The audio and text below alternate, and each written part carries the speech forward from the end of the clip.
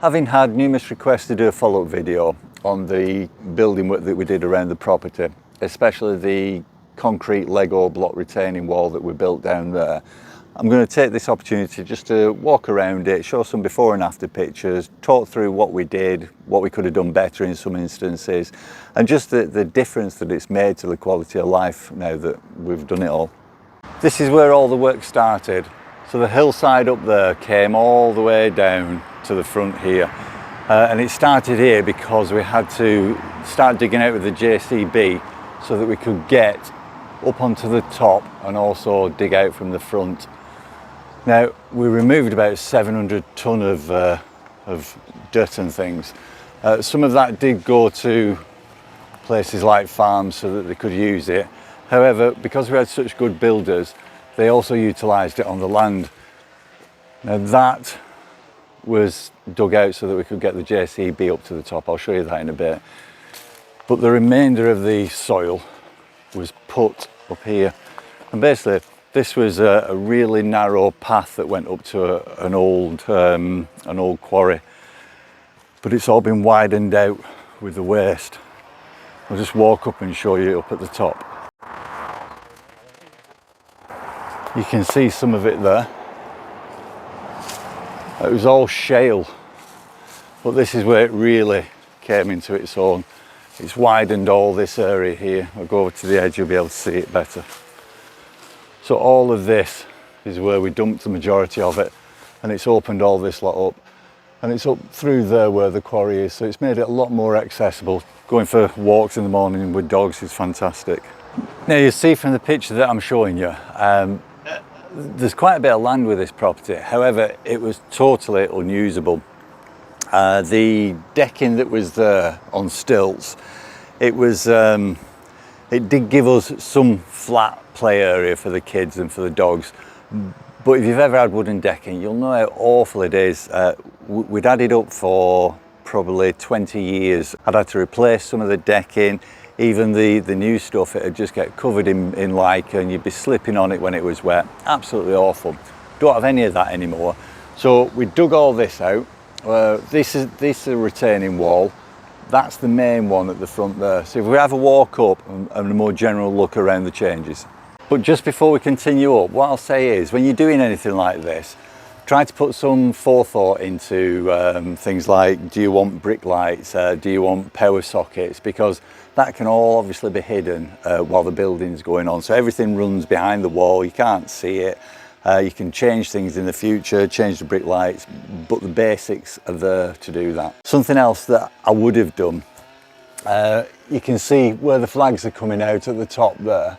I'd have had those coming out further and put a channel all the way down the front, a drip channel, so that the water can't go back and down the wall. Because as you can see, it discolours the wall, and you can pressure wash it, not a problem, but why do that when you can just run a channel down and you don't get it dripping? This is what I'm talking about. This is outside of some of the doors, and you don't get the water returning. As you can see, there's a channel cut underneath it, and what that stops is any water travelling back. It just drips off. It's a drip channel. Makes a real big difference, keeps all this area free of water, but it just keeps it clean, which is the main thing. Right, let's continue up and have a see. So when I say it's finished, there's two areas that just need to be done. We've got this first terrace and the second terrace there. We left them unflagged because it's all backfill, and we wanted it to settle rather than putting the flags on, then having to lift them again, put them down, and yeah, so that's what we did there. And this is the second terrace that you can see now. And again, all backfill, so we're just letting it settle. And beneath me here are the concrete Lego blocks holding all this back and all that back. Right, let's go up. The lights, by the way, they're on a dusk to dawn sensor. Right, and here we are on the coup de grace. This has given us so much leisure space. You can see there we've got the spa, got all this space around here. More importantly, what it does is when you get up in the morning, you can just walk down here, with the dogs and up onto the land, let them have a run around. It's just a game changer. And also, this is in the sun now, whereas here's the before picture. And basically you just had this tiny little area that was decked, was in the shade all the time, was absolutely lethal with the slippy decking. And it's opened up to all of this. Along the front, that was only about 3 to 4 foot wide in places. That's opened up now, you've got about 6 foot. And this, I wasn't going to put anything on to start off with, but I was pestered to make it safe so that the kids and the dog didn't fall off.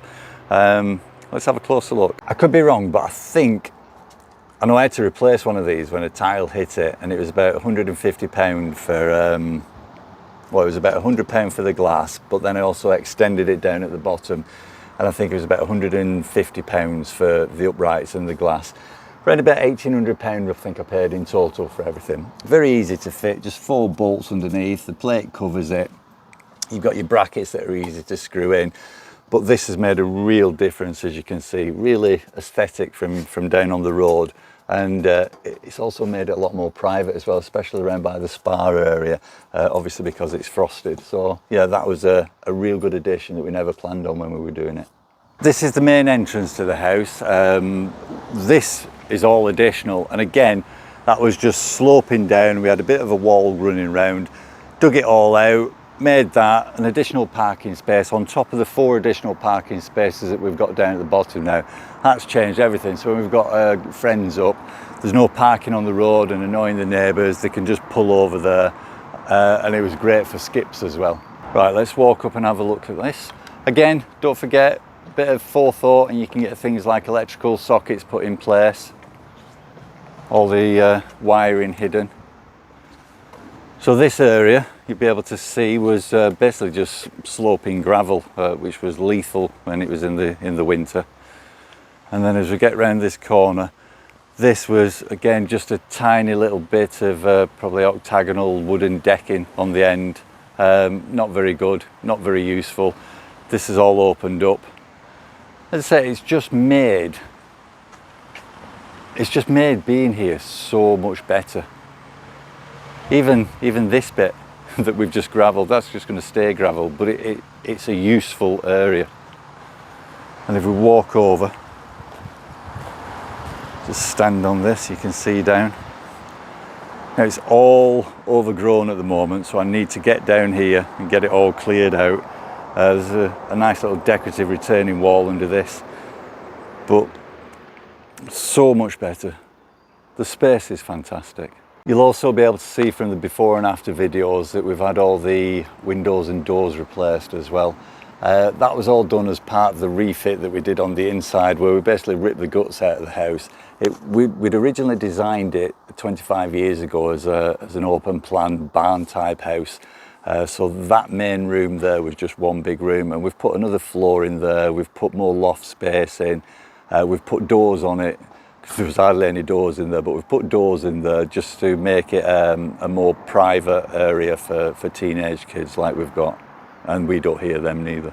There's a lot of tree clearing going on at the moment. If you can hear noises in the background, it says they're going through the chipper. So just to get back to the doors and windows, great investment for any property if you've got older ones. The wooden ones that we used to have, very thin double glazing. The new ones, it just keeps out all the noise, it makes it cool in the summer and warm in the winter. Absolutely fantastic, really, really good. When I was talking about leaving that to settle down there, the reason is up here, we've already had the slabs up once because you can see they're just starting to drop again. We might have to have them up again in another year just to do one final laying, but that won't be an issue down there definitely, because it's been allowed to settle for so long. I've got to say the spa's a great touch for relaxing. Again, we knew that it was going here, so the one thing that we did before we slabbed it, we had a big concrete base put underneath just to take the weight of it, so that the flags wouldn't start to settle lower down. And also the lights, so I had the 2 sockets put in. The lights are Alexa controlled coloured LEDs, which is fantastic. You can play all the music from your phone on the speakers in the hot tub, control your lights. Yeah, it's really good. Let's go down and see the area that the original video was all about. In the first video, you see the concrete base going in, the concrete blocks being dropped and put in place. You see some of this going up, but you don't see it finished, and it's really imposing when it's all done. Very, very easy to do. Obviously, a lot better to stone face it than leave it with the concrete blocks. But again, the foresight, getting power points put in, getting the lights put in. These again are coloured LEDs that are controllable through Wi-Fi, through Alexa. It just makes the ambience at night time really, really nice.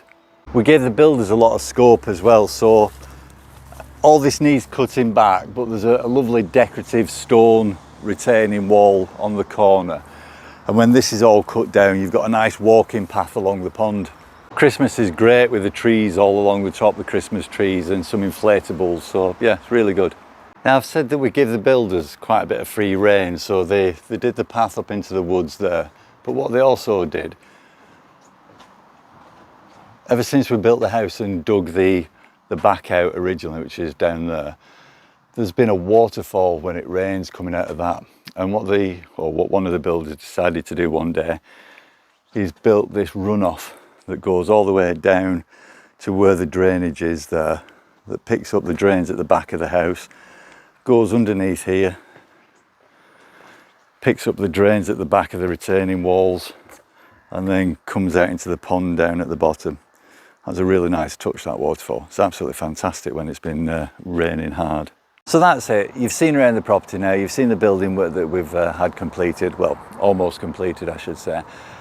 The changes that it's made to our quality of life have been truly unbelievable. We did get the architect that we got to design the original house when we built it 25 years ago. We got him to give us some plans for what we could do outside. We worked with them, but then again, it just grew organically with the builders coming up with ideas, with us coming up with ideas. Take a look at the video that I did, the original video, where it shows us putting the concrete Lego blocks in. That's a really interesting video, that. Well, I think it's interesting anyway. But yeah, if you can do something like this, if you've got a property that's got plenty of space that you can play with, what we've reclaimed to be able to use for the family is absolutely unbelievable. Yeah, it's all turned out great for us. We've done all the inside as well. So it actually took, we started in the April and we semi-finished in the October, and then the following year we did all the inside. So we designed that as an open plan barn type house. We've put another floor into there. We've put doors on because we've now got teenage kids and we don't want to hear them and they don't want to hear us. But over 2 years, our life changed completely. It's been absolutely fantastic. A really good project. Just get people that you can trust basically and talk to. But yeah, we've enjoyed it and it's all turned out fantastic.